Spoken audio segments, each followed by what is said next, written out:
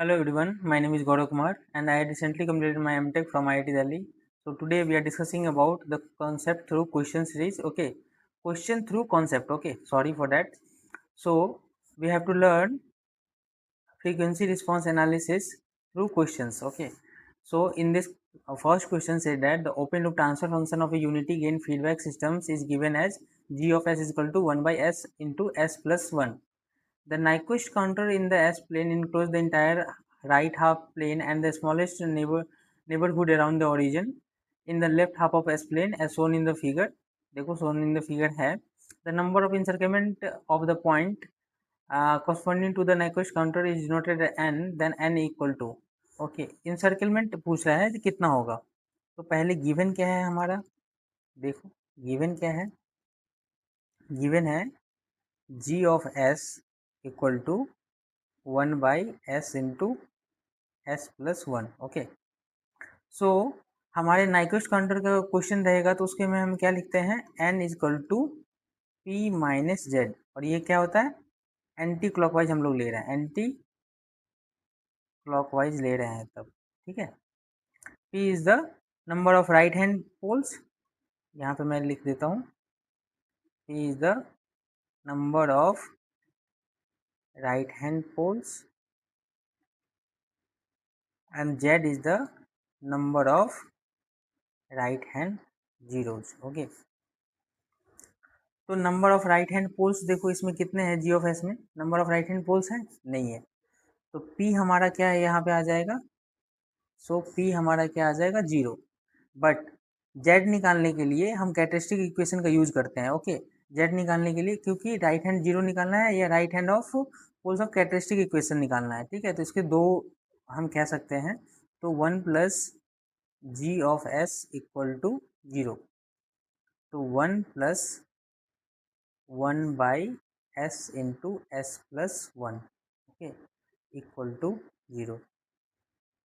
तो हमारा क्या आ जाएगा, s squared plus s plus 1 equal to 0. अब इसमें हम क्या करेंगे, अप्लाई राउथ-हुरविच क्राइटेरिया, जो मैंने पिछले वीडियो में बताया है कि उसका ये स्टेबल है कि नहीं स्टेबल है, उसके लिए हम राउथ-हुरविच क्राइटेरिया का यूज करते हैं. तो एस स्क्वायर पहले लिखेंगे, फिर एस टू द पावर 1, फिर एस टू द पावर 0. तो एस स्क्वायर का कोफिशिएंट कितना है, 1 है, एस का कोफिशिएंट कितना है, 1 है, और ये कांस्टेंट 1, और उसके बाद ये 0, तो ये भी क्या आएगा, 1. तो no changes in the first column. Okay, no sign changes in the first column, so लिखेंगे हम नो साइन चेंजेस. सो क्या आ जाएगा हमारा, राइट हैंड जीरोज भी क्या आ जाएंगे यहाँ पे, मीन्स जेड इक्वल टू क्या आ जाएगा, 0. तो N is equal to P minus Z करेंगे तो पी हमारा क्या है, 0, और जेड हमारा क्या है, 0, तो ये 0 आएगा. बट लेकिन यहाँ पे यही फंसाने वाला क्वेश्चन है, क्योंकि आप देखो ये गेट में पूछा गया क्वेश्चन है और यहीं पे हम लोग फंसते हैं.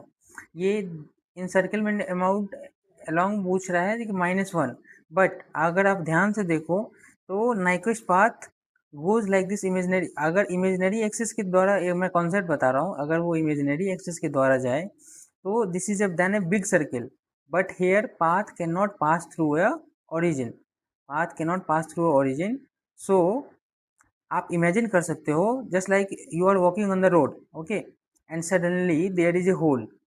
तो suddenly there is a hole means pole at origin आ जाएगा. तो आपको क्या करना पड़ेगा, we go around the hole in a circular small circle, we go around the small circle. So that small round path in S plane become a big loop in the G of S plane. Okay, so and the loop goes around -1 to 0. अगर कोई 0 पे दिया हुआ है तो हम क्या करते हैं, साइड से जाते हैं और वहाँ पे एक सेंटर में बनता है 0. ओके, सो हम इसे कह सकते हैं, फाइनल कॉन्सेप्ट में हम अभी कह सकते हैं इसको, कॉन्सेप्ट में आप लिख सकते हो इसको, जब भी without that small circle, without it small circle क्या कहेंगे, वो आंसर तब क्या आएगा, answer would be equal to 0. But यहाँ पे क्या दिया हुआ है, because of that circle, because of that circle, तो यहाँ पे क्या आ जाएगा, यहाँ पे क्या आ जाएगा, 1 आ जाएगा। ओके, इट एड्स 1 रोटेशन, हम लोग इसको कह सकते हैं it add 1 rotation. Okay, 1 rotation. So हमारा आंसर क्या आ जाएगा, n is equal to 1। So कौन सा ऑप्शन सही हो रहा है, option B is the correct answer of this question. 80% of the peoples क्या करते हैं, जीरो पे क्लिक करते हैं, क्योंकि वो नहीं जानते थे कि जीरो अगर से कोई इंसर्कलमेंट कर रहा है तो वहाँ पे वो नाइक्विस्ट काउंटर का भी एक इंसर्कलमेंट करेगा जीरो के अराउंड, तो वो n इजकल टू 1 वहाँ पे देगा। ठीक है, सो हमारा आंसर क्या आ रहा है, 1। अगर वो इंसर्कलमेंट अमाउंट जीरो नहीं कर रहा होता तो हमारा आंसर आता 0, बट इंसर्कलमेंट कर रहा है तो हमारा आंसर क्या आएगा, 1। Okay, come to the next question. Okay, in LTI system shown in the figure, G of S given है, the steady state output to the RT is given as YT is equal to A plus B sin 10t plus theta. The value of A and B will be, देखो यहाँ पे ये 10 नहीं होगा, ये 100 होगा, ये थोड़ी सी मिस्टेक है। ठीक है, तो जब हम इसे सॉल्व करेंगे तो सबसे पहले देखो क्या है, आर ऑफ टी में एक डीसी रिस्पॉन्स है और एक, देखो यहाँ पे एक डीसी रिस्पॉन्स है और यहाँ पे एसी रिस्पॉन्स है। तो हम लिख सकते हैं for DC response,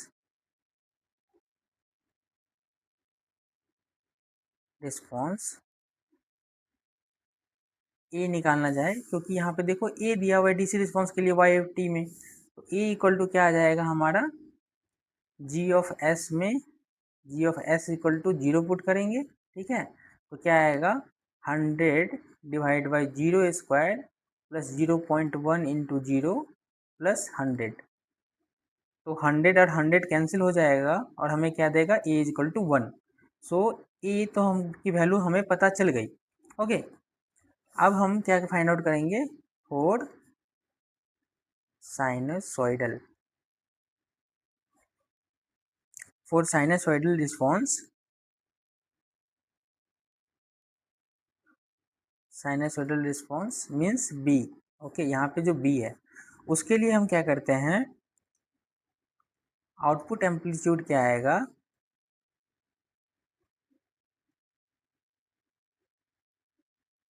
output amplitude B को हम लोग लिख सकते हैं जी of J omega into input amplitude. Okay, तो हम लोग पहले इनपुट एम्पलीट्यूड निकालते, सॉरी पहले जी ऑफ जे ओमेगा निकालते हैं का मॉड। ओके, ये बी निकालने के लिए हमें ये जरूरी है, तो जी ऑफ जे ओमेगा निकालेंगे, एम्पलीट्यूड इसका निकालेंगे तो कितना आएगा, 100 डिवाइड बाई J10 का whole square plus 0.1 into J10 plus 100, तो ये हमारा क्या आएगा, 100 डिवाइड बाई J1, क्योंकि ये J10 और ये 100 कैंसिल आउट इच अदर हो जाएंगे तो J1 बचेगा, और इसे मैग्नीट्यूड में हम करेंगे तो कितना आएगा, 100। ओके, तो हम वाई टी इक्वल टू लिख सकते हैं बी के लिए, मैं साइनसोइडल रिस्पॉन्स के लिए बात कर रहा हूँ। ठीक है, 100 आया, इसका G of J omega, G of J omega की वैल्यू मैंने पुट की 100। इनपुट एम्पलीट्यूड कितना दिया हुआ है, इनपुट एम्पलीट्यूड है, देखो इनपुट एम्पलीट्यूड कितना है, 0.1 साइन 10t, तो 0.1 साइन 10t, 10t तो लिखेंगे और इसका भी कुछ वैल्यू आएगा, जी ऑफ जे 10 को जो हम ऊपर ले जाएंगे तो -90 डिग्री, तो हम इसको प्लस थीटा ले लेते हैं। ओके, प्लस थीटा जस्ट मानने के लिए। ओके, तो 100 इंटू 0.1 करेंगे तो हमारे पास कितना आएगा, देखो 0 से 0 cancel, 10 sign 10t plus theta, तो हमारे पास देखो इसे इसको इससे कंपेयर करो, b sign 10t plus theta है और हमारे पास 10 साइन 10t प्लस थीटा आ रहा है, तो b का वैल्यू कितना आ जाएगा यहाँ से 10, तो a का वैल्यू आ रहा है 1 और b का वैल्यू आ रहा है हमारे पास 10, तो कौन सा ऑप्शन सही होगा, a equal to 1 and b equal to 10, so option A is the right answer of this question. Okay,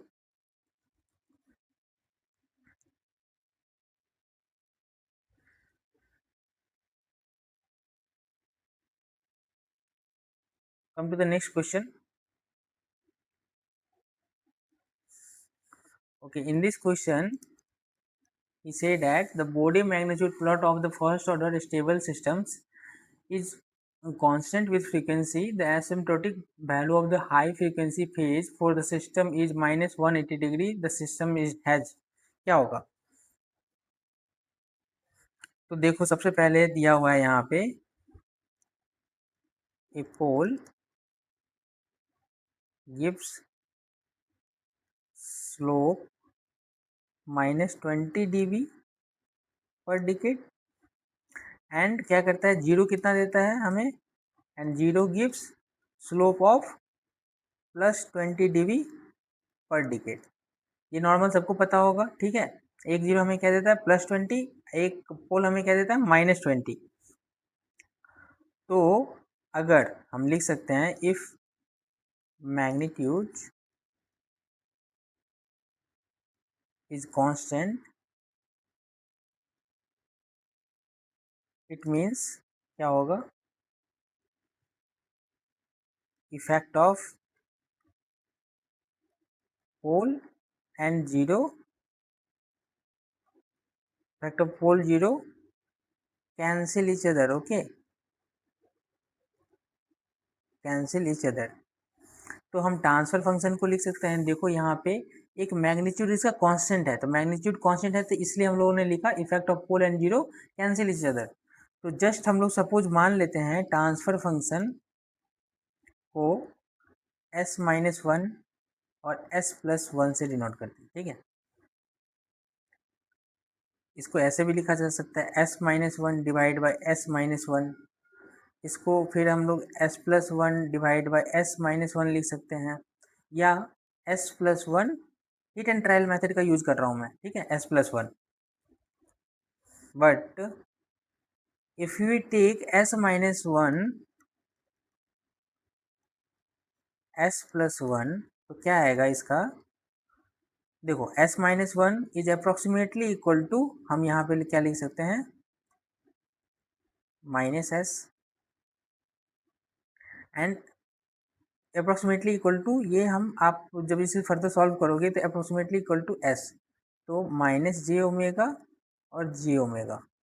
तो इसका एंगल जब निकालना चाहे तो ये माइनस 90 डिग्री और ये ऊपर जाएगा तो माइनस 90 डिग्री, तो कितना दे रहा है हमारा माइनस 180 डिग्री। ये हमें ऐसे भी लिख सकते थे, या इसको आप अप्रोक्सीमेटली इक्वल टू नहीं भी मानो तो इसका क्या आ जाएगा minus tan inverse of omega minus tan inverse of omega. तो ओमेगा की इन्फिनिटी में कितना वैल्यू आएगा माइनस 90 डिग्री, और ये भी आएगा माइनस 90 डिग्री, तो माइनस 180 डिग्री आ रहा है। और ये फेज भी कहाँ जा रहे हैं, देखो ये स्लो करके माइनस 180 डिग्री पे जा रहा है। तो कौन सा फॉर्मूला सही होगा हमारा, कौन सा वैल्यू सही होगा, ये जो है इसको हम ले सकते हैं। बट इसको लेंगे तो क्या आ जाएगा माइनस 90 डिग्री प्लस 90 डिग्री, तो जीरो हो जाएगा, तो ये नहीं ले सकते हैं। इसमें भी क्या होगा, एक 90 डिग्री और एक माइनस 90 डिग्री क्या हो जाएंगे, नहीं इसमें 180 डिग्री प्लस में 180 डिग्री हो जाएगा, तो ये भी गलत हो जाएगा। और ये 90 डिग्री और माइनस 90 डिग्री हो जाएगा, तो ये जीरो हो जाएंगे, तो ये भी नहीं ले सकते। तो ऑप्शन कौन सा होगा, ये हम ले सकते हैं, ठीक है। तो माइनस 180 डिग्री, इसका दोनों का फ्रीक्वेंसी क्या होगा, हैज सेम फ्रीक्वेंसी। तो कौन सा ऑप्शन सही हो जाएगा, one left hand pole and one right hand pole zero at the same frequency, okay. क्योंकि देखो एक लेफ्ट हैंड पोल आ रहा है और एक सॉरी एक लेफ्ट हैंड पोल एंड एक right hand zero, right hand zero, देखो एक राइट हैंड जीरो आ रहा है, एक माइनस वन वन, एक राइट हैंड जीरो पे आ रहा है, एक राइट लेफ्ट हैंड पोल आ रहा है। तो हमारा option A is the right answer of this question, okay. Come to the next question. In this questions आप गौर से देखो, ये Bode magnitude plot of the transfer function V naught by V of s of the circuit as shown the value of R पूछ रहा है। देखो एक आरएलसी नेटवर्क दे दिया गया है हमें, और एक बॉडी मैग्नीट्यूड का प्लॉट का डायग्राम दे दिया गया है, omega equal to 2000 radian per second. इसका मैक्सिमम वैल्यू देखो कितना जा रहा है 26 dB, 20 dB पे जा रहा है, ठीक है, 26 dB पे जा रहा है। तो इसको देख के आपको कुछ ख्याल आ रहा है कंट्रोल सिस्टम में, ये ओमेगा आर और ये मैक्सिमम मैग्नीट्यूड पे है, तो रेजोनेंट पिक पे है। ठीक है, तो हम एम आर की वैल्यू लिख सकते हैं इसको देख करके डायग्राम को। 26 dB दिया हुआ है, 26 dB दिया हुआ है, तो इसके नॉर्मल फॉर्म में लाने के लिए हम M R ten equal to 26, तो एम आर की वैल्यू कितनी आ जाएगी हमारे पास, तो 26 डिवाइड बाई 20 क्या आ जाएगा हमारे पास 1.3, और 10 का जब हम लॉग इस्तेमाल करेंगे तो 10 की पावर 1.3 आएगा, तो क्या आ जाएगा 19.95 is approximately equal to 20। Okay, and resonant peak का फॉर्मूला क्या होता है, रेजोनेंट पिक का फॉर्मूला क्या होता है 1/2 zeta under root 1 minus zeta square equal to 20। तो जब आप इसे सॉल्व करोगे तो जीटा की वैल्यू कितनी आ जाएगी हमारे पास 0.025। Okay, and from electrical network जब आरएलसी सीरीज 4 लिख सकते हैं, for series RLC circuit zeta की वैल्यू क्या होता है, ये R/2 अंडर रूट C/L। तो जीटा की वैल्यू हमारे पास कितनी आई है 0.025, R/2 क्योंकि R तो हमें निकालना है, और C का वैल्यू कितना दिया हुआ है 250 माइक्रोफेराड, तो 250 इंटू 10⁻⁻6, और L कितना वैल्यू दिया हुआ है 1 मिली हेनरी, तो 10⁻⁻³ जब आप इसे सॉल्व करोगे तो R की वैल्यू आएगी 0.10 ohm is the right answer of this question.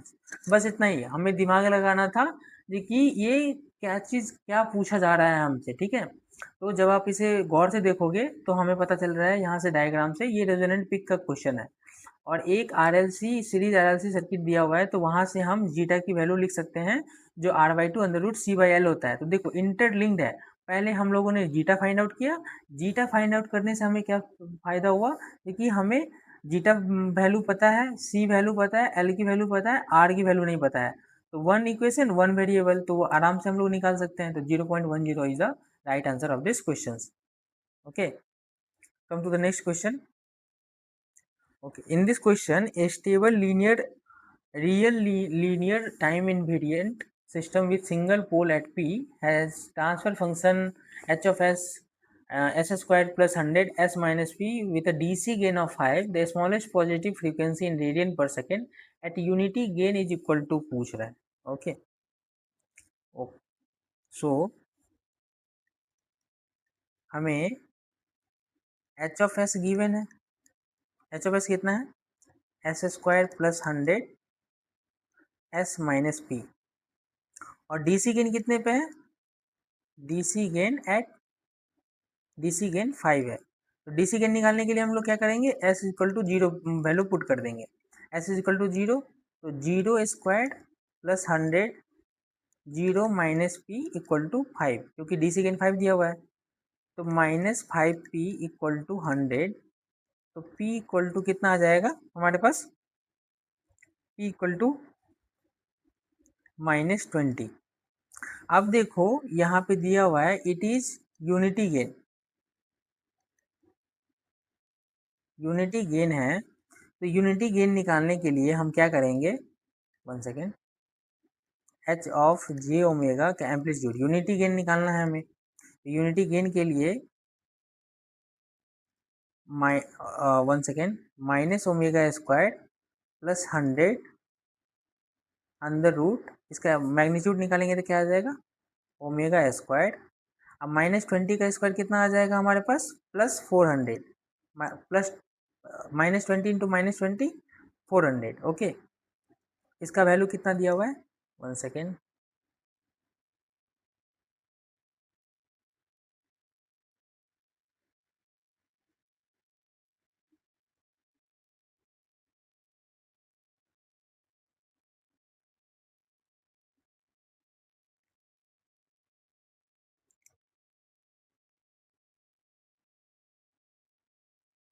हाँ, तो यहाँ पे ओमेगा स्क्वायर इसका वैल्यू कितना दिया हुआ है, यूनिटी गेन है तो मतलब 1, तो यूनिटी गेन 1 है, तो अब इसे सॉल्व करना है, तो हम क्या करेंगे इसके लिए, squaring both sides, then we get what,